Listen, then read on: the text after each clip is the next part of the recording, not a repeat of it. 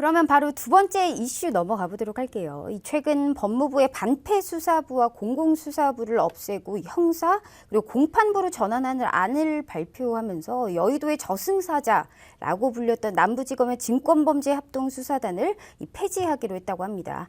자, 증권범죄합동수사단이 없어지면서 이 증권범죄에 관련해서 좀 더 관대해지는 것이 아닌가라는 이런 우려가 있는데요. 일단 강성신 변호사님, 이 남부지검의 이 증권범죄합동수사단의 역할이 좀 어떤 걸까요? 이 주요 권한도 굉장히 궁금하고요. 이 향후 개편된다고 해서 사실 법이 달라지지는 않겠지만 이 개편안에 대한 우리 강성신 변호사님의 좀 의견도 좀 들어보고 싶네요. 일단은 뭐 무슨 권한이라기보다는 이러한 뭐 증권에 관련된 범죄를 수사하는 어떤 이제 기구였던 거죠. 그래서 이제 그 법무부가 요즘에 그 직접 개편을 해가지고 굉장히 말이 많잖아요. 이 중에서 하나인 그 남부지검의 증권범죄합동수사단, 그러니까 일명 뭐 합수단이라고 하는데 이걸 이제 비직제 부서라고 해서 아예 그냥 폐지 결정을 내려버렸단 말이에요. 그러면 이게 도대체 뭘 하던 기구였느냐라고 보면은 뭘 하던 부서였느냐라고 보냐면 이제 금융위원회 그리고 이제 금융감독원 그리고 한국거래소 등 이제 유관기관에서 인력을 파견을 받아요. 네. 인력을 파견을 받. 네. 남부지검에 있는 건가요? 네, 파견을 받아서 이제 쉽게 얘기하면 어떤 뭐 금융 관련 당국의 조사 전에도 그 전문 인력들을 보유하고 있으니까 주요 증권 범죄들을 네. 수사에 굉장히 빠르게 착수를 할 수 있었던 이제 그런 이유 때문에 여의도 저승사자로 이제 불렸던 거예요. 증권맨들이 제일 무서워하는 네네. 겁니다. 예. 근데 어쨌든 네. 이거는 현재 이제 폐지가 된 네네. 거고, 그러면 이게 뭐 신라젠 사건이랑도 연관이 있다 뭐 이런 말들이 나오고 있는데 그래요? 왜 그러냐면 신라젠의 경우에도 지금 어쨌든 조사가 진행 수사 중이죠. 중이었고, 맞아요. 네. 수사가 진행 중이었는데 만약에 뭐 이런 직제 개편이 없었다라면 이 합수단이 수사를 진작 이제 본격화했을 수도 있다. 이러한 이제 조금 우려가 나오는 거고. 수사 안 하진 않을 거고 그냥 잠깐 안 하진 않겠죠. 거예요. 왜 그러냐면은 이게 당연히 안 하진 않습니다. 당연히 안 하진 않는데 이제 법무부에서 직제 개편을 하면서 이 신라젠 사건은 금융조사부로 이제 재배당된다고 네. 밝혔어요. 그래서 뭐 수사가 아예 무마되거나 이제 그러진 않겠지만 뭐 이건 조금 정치적인 얘기이기는 합니다만 뭐 법무부와 그리고 뭐 검찰 측의 어떤 뭐 줄다리기나 이런 것 때문에 뭐 이번 직제 개편도 이루어졌다. 그래서 뭐 힘을 빼기 위해서 쉽게 얘기하면 검찰 측이 힘을 빼기 위해서 이런 뭐 예를 들면 검찰총장이 이러한 어떤 특별수사단을 설치하거나 운영을 하고자 할 경우에는 법무부 장관이 이제 승인을 받도록 이제 네. 된 거예요. 그리고 다시 돌아와서 그럼 신라젠 사건에는 어떤 영향을 미칠까라고 했을 때 어쨌든 신라젠 사건은 굉장히 많은 어떤 개미 투자자들이 피해를 본 그런 사건이잖아요. 그래서 이제 그 조사를 하고 수사를 하고 이랬었는데 증권 범죄 같이 좀 전문성이 필요한 수사 집단에서 네. 갑자기 그 직제가 없어져 버리고 개편이 되고 수사단을 바꾸게 된다면 이제 기존에 진행했던 그런 수사가 흐지부지 될 가능성도 크다라는 거죠. 이제 그러한 측면에서 우려가 나오는 거예요. 그리고 이게 지금 우리가 추산을 하기로는 15만 명에 가까운 이 신라젠 피해자들이 있는데 이런 식의 어떤 급작스러운 직제 개편으로 인해서 수사의 연속성이 어떻게 보면 조금 단절이 됨으로 인해서 괜히 피해자들만 오히려 더 큰 피해를 보게 되는 거 아니냐. 그러니까 쉽게 얘기하면 고래 싸움에 네. 새우등 터지는 꼴 아니냐. 이런 이제 우려가 나오고 네. 있는 거예요. 사실 이거 말고도 요즘에 막 네. 라임 자사운용 사태 난리 났더라고요. 저희가 네. 이제 한번 또 지난 중에 한번 다뤘던 네네. 것 같은데 그랬던 것 같습니다. 아우 사건도 많네요.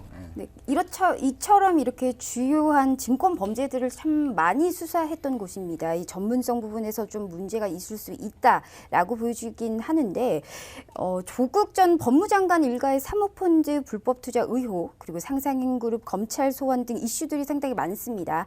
우리 김보스타님께서 여기에 관련된 좀 주가 전망도 저희가 한번 들어봐야 될 것 같은데 네. 어떻게 보세요?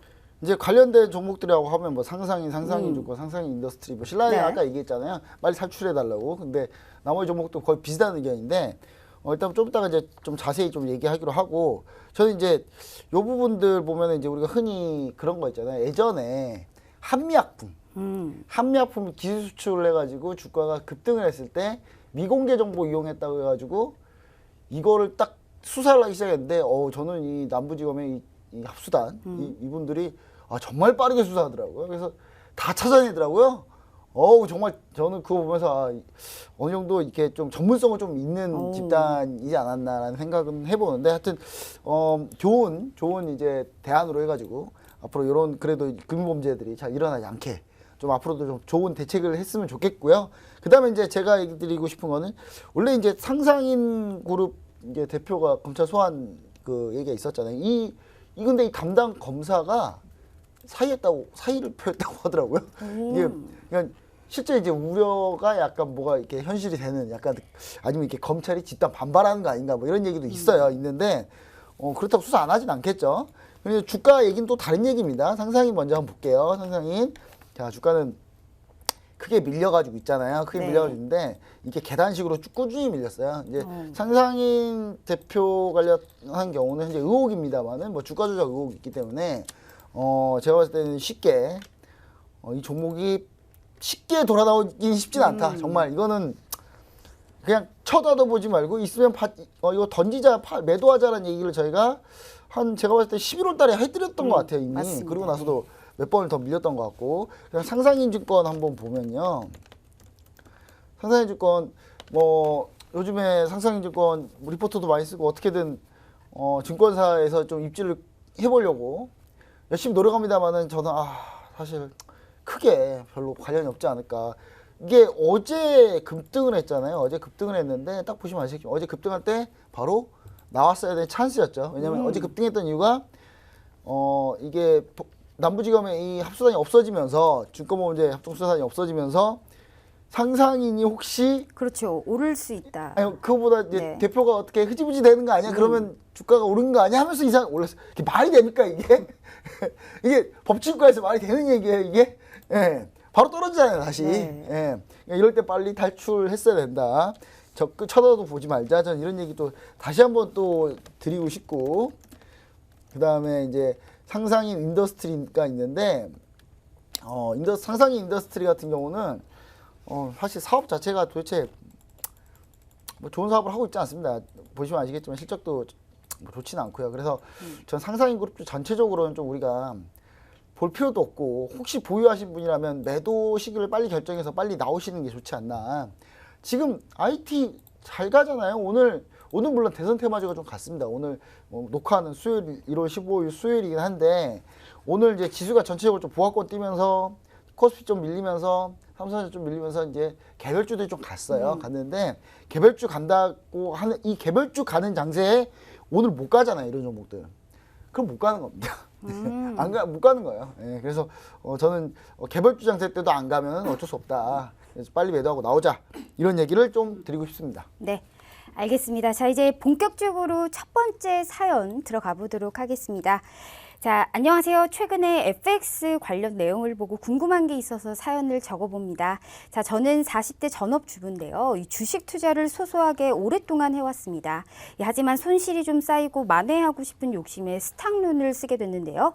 자, 원금 포함해서 300%를 대출해주는 형태의 스탁론을 계속 이용을 했었습니다. 그런데 어느 날 갑자기 문자가 오더니 본인 자금의 10배까지 대출을 해준다라는 스탁론이 있더라고요. 처음에는 상당히 좋다고 생각을 해서 이용을 했었습니다. 그런데 이 매매 가능 종목들도 기존 스탁론하고 좀 다르고 이 주문을 넣었는데 크게 호가가 움직이지 않는 것 같더라고요. 어디 증권사랑 연결되어 있는지도 잘 모르겠고 혹시 이거 불법적인 걸까요? 그리고 대선 테마주들 중에 볼만한 유망한 종목 없을까요? 라고 이렇게 보내주셨네요.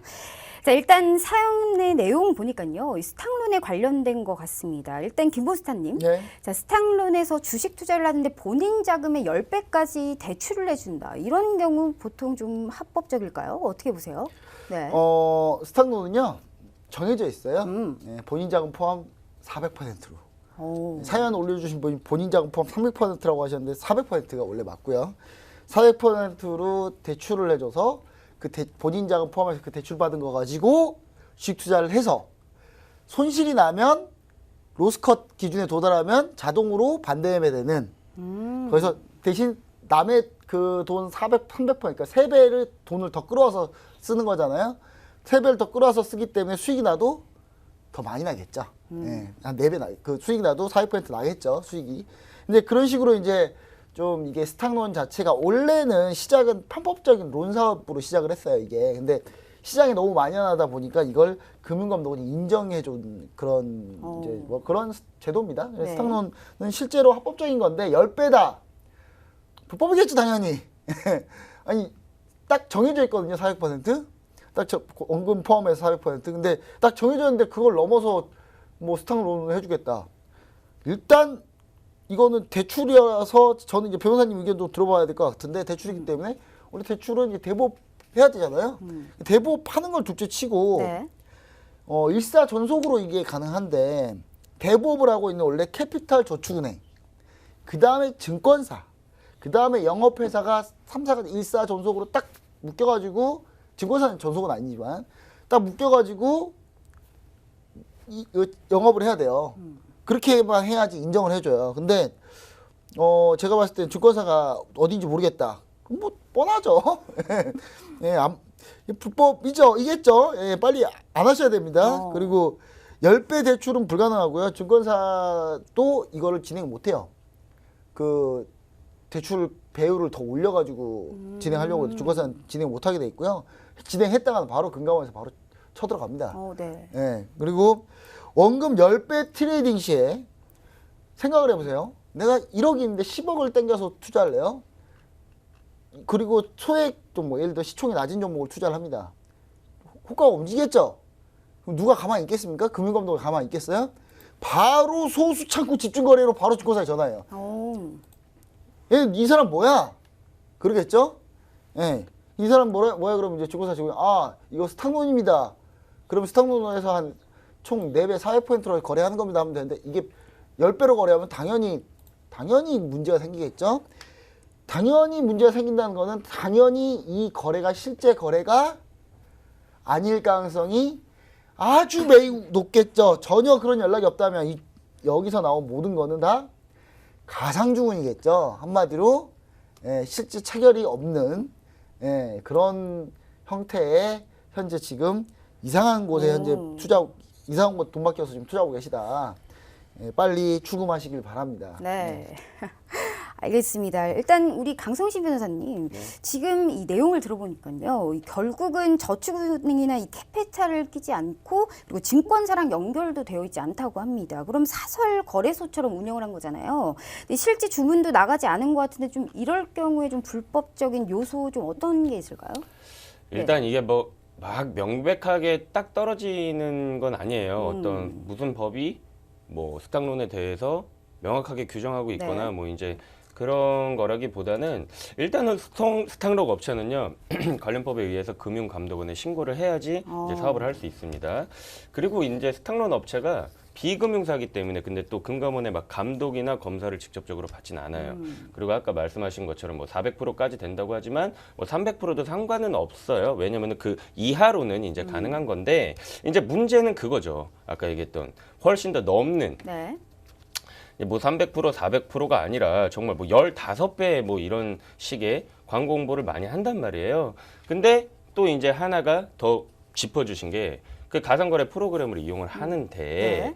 이게 정말 실제로 거래가 안 이루어지는 경우들이 많단 말이에요. 그러니까 제도권 안에서 스탁론을 이용을 하시면 아까 말씀하셨던 것처럼 뭐 원금 포함 400% 이내에서 진짜 뭐 주식 투자 자금을 대출을 받아가지고 내가 어떤 그 투자 위험성을 감안하고서 하는 거니까는 그건 법 제도 내에 테두리에서 하는 거니까 문제가 없는데 굉장히 지금 제가 조사한 결과 많이 이루어지는 어떤 홍보 방법이 유튜버들 통해 가지고 유튜버들 통해 가지고 불특정 다수 모집한 다음에 이런 식으로 뭐 15배 내가 다 무이자로 나한테 정말로 수수료만 내면은 주식 거래를 가능하게 하겠다라고 해서 그럴듯하게 만들어 놔요. 사이트를 만들어 놨는데 뭐 주식 시세라도 연동을 시켜 놓고 근데 거래 자체는 안 이루어진다라는 거예요. 이런 경우에는. 네. 그러면 이 사람들은 사실 뭐 대출이 주가 됐으면 아까 말씀하셨던 뭐 대부업 이런 문제가 있을 수도 있겠지만 이런 경우에는 수수료가 주 수입원이라는 거예요. 그러니까 최대한 많은 사람들을 현혹해가지고 네. 아까 뭐 얘기했던 15배 이런 식으로 현혹을 해가지고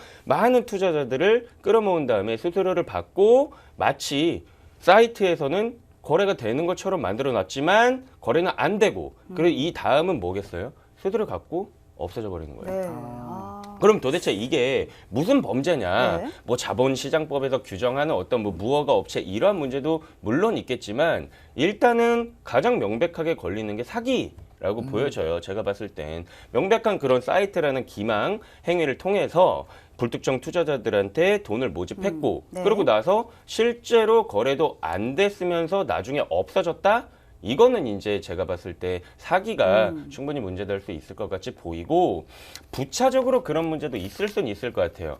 많이 이제 문제되는 게 정말 뭐 우리가 막 유튜브라는 어떤 새로운 어떤 그 언론 플랫폼에 대해서도 문제와 논란이 많지만 네. 허위 과장 광고도 문제가 될 수는 있어요. 허위 과장 광고로 인해서 이러한 불특정 광고를 통해서 불특정 다수들한테 어떤 이런 투자 행위를 했다라는 것 자체는 과장 광고도 문제가 될 수 있겠다. 이렇게 저는 생각이 듭니다. 네. 자, 알겠습니다. 일단 마지막으로 우리 시청자, 사연자분께서 대선 테마주에 좀 관심이 많은 것 같습니다. 오늘 녹화하는 이날도 좀 이낙연 관련주가 좀 힘을 줬던 상황인데 좀 대선 테마주 좀 유망한 종목 좀 어떤 것을 뽑을 수가 있을까요? 네, 저는 이제 참 안타까운 마음은 좀 있어요. 왜냐하면 그 스탁론을 쓰시는 분이 정말 이렇게 펀더멘털이 좋은 종목을 네. 투자하시는 게 아니라 굳이 꼭 대선 테마주로 하셔야 된다는 생각에 대선 테마주는 진짜 어떤 거냐면 그냥 중학교 동창이야, 고등학교 동창이야, 대학교 동창이야 같은 회사에 잠깐 있었어 이런 막 급등해요.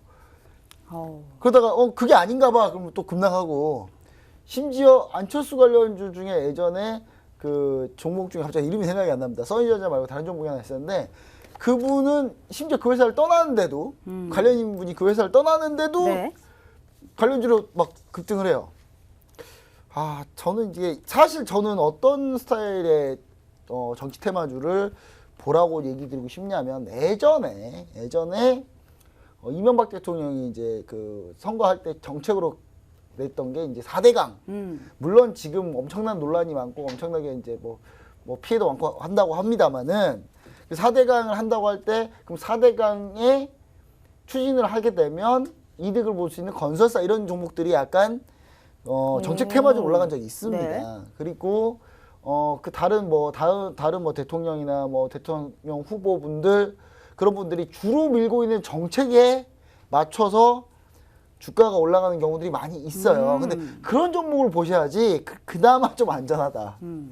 예. 인물 관련주는 아니 우리나라가 솔직한 얘기로 예를 들어서 이제 대선 후보예요. 대선 후보랑 되게 친하대요. 그것 때문에 그 친한 사람이 오너로 있는 친한 사람이 임직원으로 있는 그 기업이 뭔가 혜택을 보면 그게 법치국가입니까? 그게 그렇잖아요. 그렇죠. 네. 예. 더 웃기잖아요, 그게. 그래서 저는 사실 보지 않는 게 좋은데 그래도 하시겠다 그러면 이제 우리는 대장주만 하자. 그래서 이월드가 대장주긴 했었어요. 네. 이월드가 대장주긴 했었는데 오늘 안 가고 이상하게 남선알미늄이 갔죠. 그래서 남선알미늄 이월드 이렇게 두 개 이낙연 관련주로 보시면 좋을 것 같고 네. 황교안 지금 자유한국당 대표 관련주로는 우리가 이제 보통 우리가 잘 알고 있는 근데 중요한 거는 이 한류 AI 센터 이 종목인데 이 종목 같은 경우는 현재 지금 잠잠하잖아요. 지지율 발표할 때마다 이게 갈립니다. 그러니까 내가 대선 테마주 좀 하겠다라고 하시면 어떤 스타일로 접근하시면 좋냐면 첫 번째로는 인물 관련주보다 정책, 두 번째는 대장주 위주, 세 번째는 지수가 오를 때는 이런 대선 테마주들 안 가요. 못 가요. 예, 지수가 오를 때는 주로 주도주들, 삼성전자, SK하이닉스 이런 종목들 위주로 많이 자금이 몰리고요. 그리고 뭐 최근에 뜨고 있는 전기차 배터리 관련주나 뭐 이렇게 펀더멘탈이 있어서 이제 성장성 있는 그런 섹터들이 많이 가고 이제 오늘같이 지수가 좀 지지부진하거나 그럴 때 이제 시장 자금이 좀 순간적으로 몰린단 말이에요. 네. 그래서 세 번째 포인트는 뭐냐면 시장 지수 하락을 우리가 어느 정도 좀 감안하고 그때를 노려야 돼. 그때 어떨 때 노려야 되냐? 그리고 또 추가로 플러스 여론조사 기관에서 발표할 때 발표할 때 패턴이 좀 있습니다. 주로 그 패턴들을 잘 확인하셔가지고 뭔가 의미 있는 결과가 나왔다. 그러면 그때 잘 보시면 됩니다. 그러면서 이제 좀 갈아타기, 옮겨타기를 하시면 좋을 것 같은데, 전 이거 관련해서 이제 추가적으로는 좀 자세히 좀 얘기 드리고 싶은 거는 있습니다만은, 정치 테마주를 이 시간에 제가 자세히 소개시켜드려서 뭐 전략을 얘기 드린다. 좀 저도 부담스러워요. 네네. 저도 부담스럽기 때문에, 토네스타 검색하셔가지고, 노란통 메신저로 들어오십시오. 네. 알겠습니다.